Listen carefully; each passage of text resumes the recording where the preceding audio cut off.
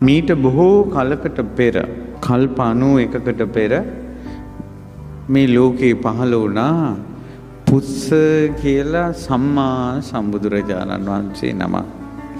ඒ පුස්ස සම්මා සම්බුදුරජාණන් වහන්සේට ඒ රටේ රජුරෝ තමයි සම්පූර්ණයෙන්ම දාන දෙන්නේ. මිනිසුන්ට දාන දෙන්න දෙන්නේ නැහැ. ඒ කාලේ දීර්ඝායුෂ තියෙන කාලයක්. ඒ නිසා අද කාලේ අපි 7 දවසක් දාන දෙන්නේ. ඒ වගේ ඒ කාලේ අවුරුදු ගණන් එක පිට දාන දෙනවා. ඉතින් ලෝකෙට සම්මා සම්බුදුරජාණන් වහන්සේ නමකුත් පහළ වෙලා ඒ සම්මා සම්බුදුරජාණන් වහන්සේට පිය රජුරෝ විතරක් දන් දෙනවා. ඒ දානෙට තමන්ගේ පුතාලවත් හවුල් කරගන්නේ නැහැ. ඒ නිසා පුතාලා 3 දෙනෙක් හිටියා. මේ පුතාලා 3 දෙනා කල්පනා කළා අනේ අපි කොහොමද දානයකට සම්බන්ධ වෙන්නේ? ඉතින් ඊට පස්සේ මොකද උනේ මෙයාලා ඒකට උපක්‍රමයක් යෙදුවා.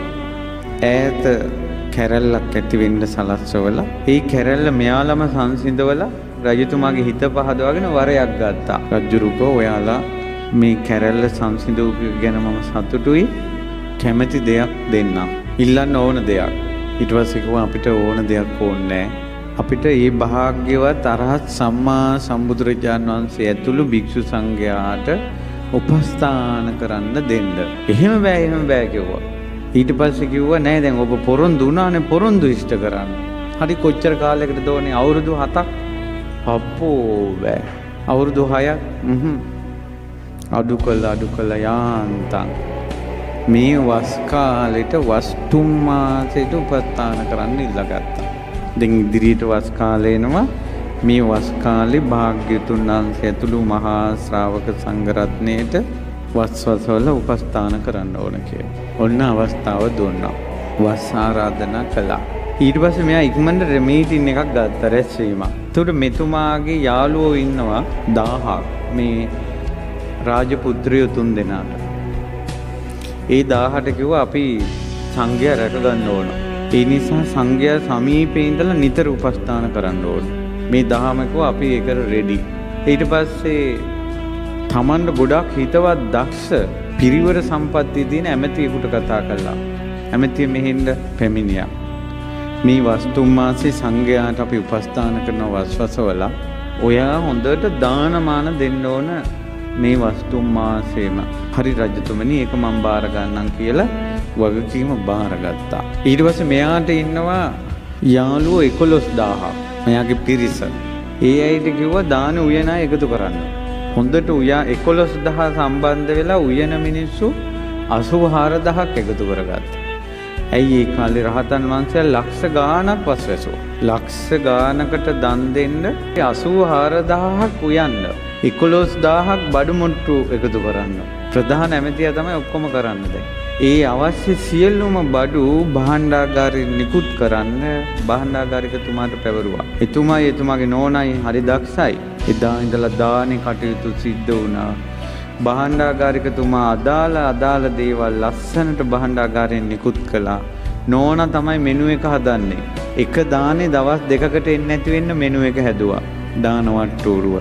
රසට දන් දුන්නා. ඊට පස්සේ අර ඒ මෙනු එකට අනුව අර ඇමතිතුමා කට්ටිය දාලා දැන් උයවනවා. කුසි 84000ක් වැඩ.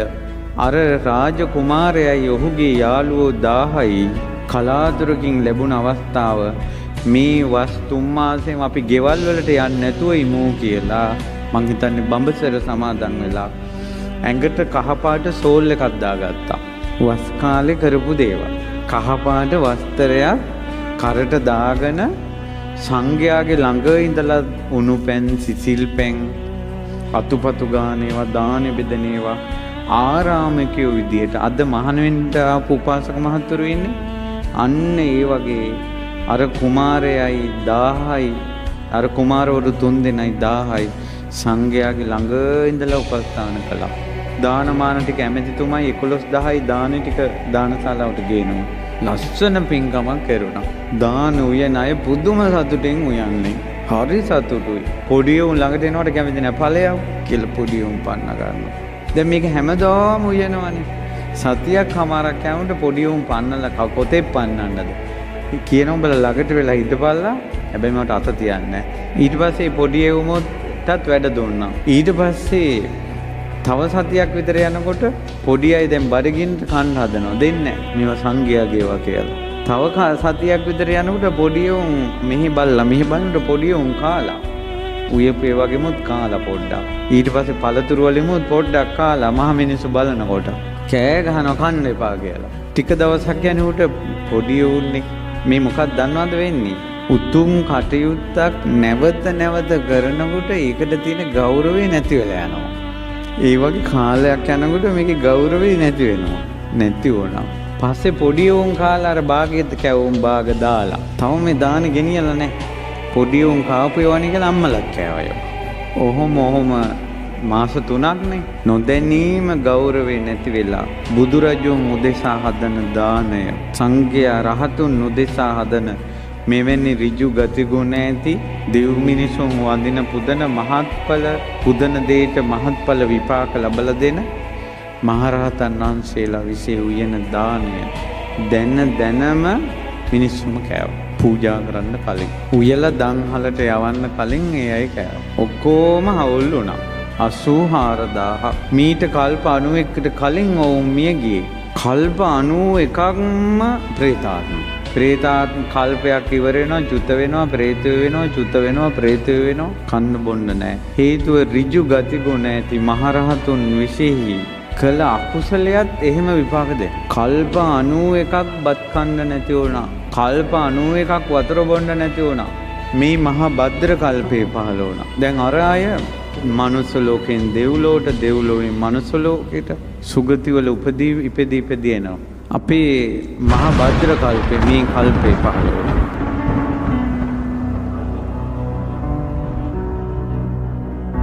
කකුසඳ බුදුරජාණන් වහන්සේගේ කාලේ අර ප්‍රේතයෝ වට වුණා බුදුරජාණන් වහන්සේ වදිනකොට.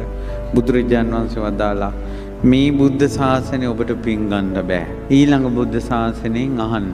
ඊළඟ බුදුරජාණන් වහන්සේ පහළ වුණාම කොණාගමන බුදුරජාණන් වහන්සේත් වදාලා ඊළඟ බුදුරජාණන් වහන්සේගෙන් අහන්න.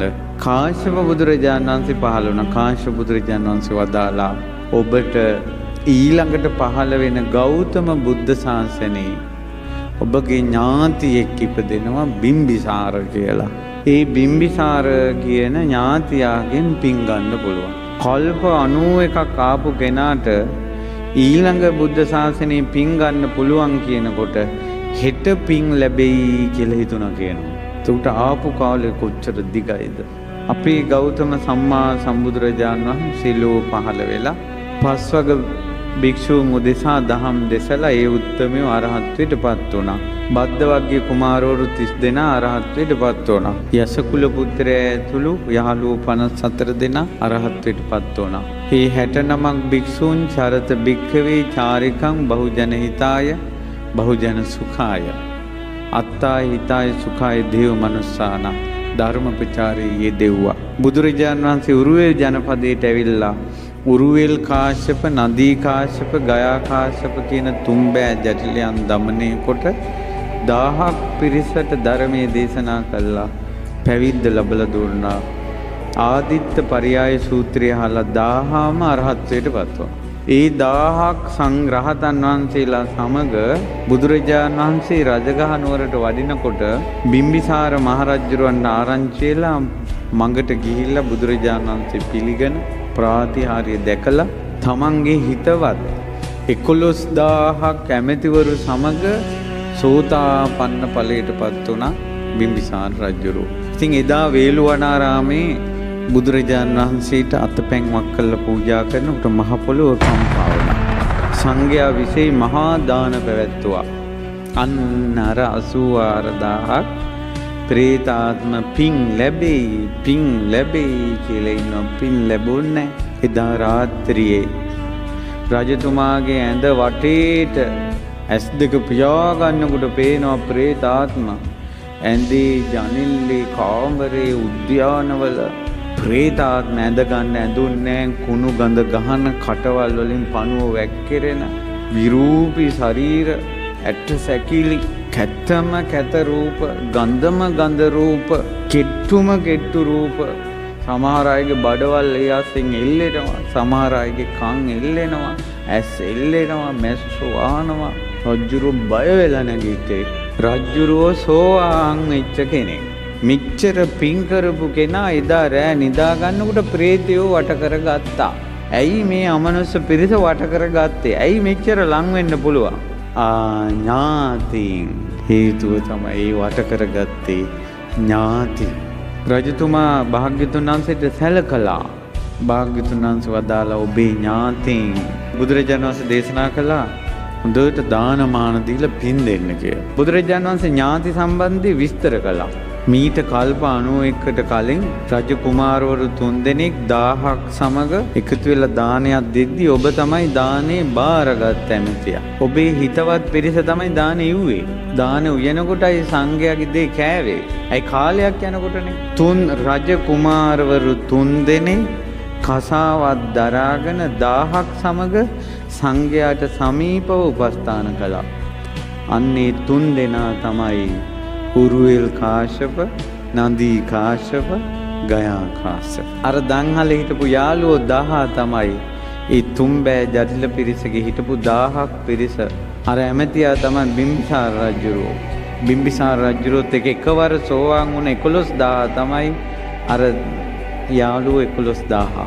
ඉතින් බුදුරජාණන් වහන්සේ එදා දානේ පූජා කළා පින් දෙනකොට ඉරිදියක් කළා රජතුමාට ඒ ප්‍රේතයෝ පේන්න සැලැස්සුවා. මේන් කෑම බීම දීලා ආහාර ප්‍රශ්න වාසස්ථාන දීලා පින් දෙනකොට අරෙන් අර අයට පැම්පකුණු පහළ වෙනවා.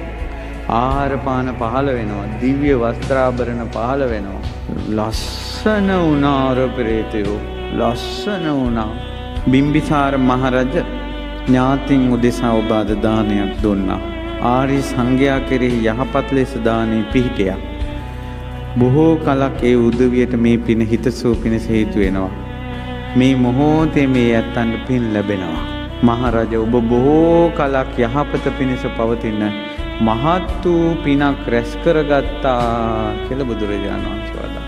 මේ ධර්ම දේශනාව අහගෙන හිටපු 84000ක් පින් අනුමෝදන් වුණ ඒ පිරිස බුදුරජාණන් වහන්සේගේ ධර්මය අසා ඉඳිද්දිම പ്രേත ලෝකෙන් චුත වෙලා දෙවිවරු 84000ක් බවට පත් වුණා. මේ දේශනාව බුදුරජාණන් වහන්සේ 7 වතාවක් දේශනා කළා. ඊළඟ වතාවේ ධර්මයේ දේශනා කරනකොට ඒ 84000ම සෝතාපන්න ඵලයට වත් වුණා.